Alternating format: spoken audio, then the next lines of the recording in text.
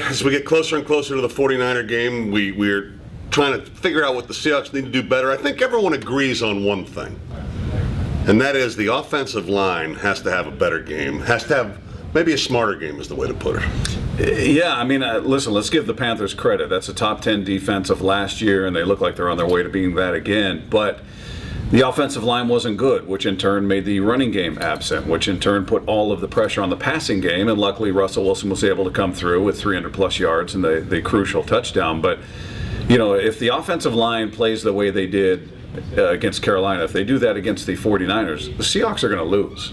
I mean, I don't know what other conclusion you can come to. They've got to be better than they were, and I would imagine they will be. I would imagine they're going to get in there this week, and they're going to scrutinize every moment of that game and see what happened. Because you're talking about a group of guys that aren't new. You're not trying to integrate somebody new. It's not Sweezy's first year as a defensive player turned to an offensive lineman. These are all guys that were there last year. Now, I know they spotted Carpenter here and there and had that, but for the most part, you got your all-pro center. You got your Pro Bowl left tackle. You've got Breno Giacomini, who's been there. So there really is no excuse for them to be worse than they were last year, and they're a very good offensive line. Well, that's why I'm comfortable saying smarter, too, because there's also no excuse for them taking penalties, in particular in the red zone, and some of the dumb things that happen to them. I mean, nothing crushes a drive, as we know, than that, and that's, I think, one of the things you expect. I mean, the Seahawks have penalty issues.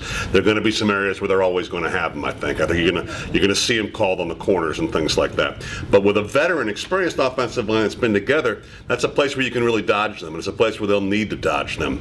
And they didn't do a good job of that last week. Along with everything else, you know, they took themselves out of a couple of situations that could have made life easier for them. And by the second half of last year, they were really pretty good at that. You know, Breno Giacomini had an issue the first part of the year. It went away. That line very rarely got itself into trouble. And I thought that was part of it, too, with Carolina. And again, I will agree with you. I think that Carolina front seven at the end of the year, we're going to be looking at that as one of the elite ones in the league.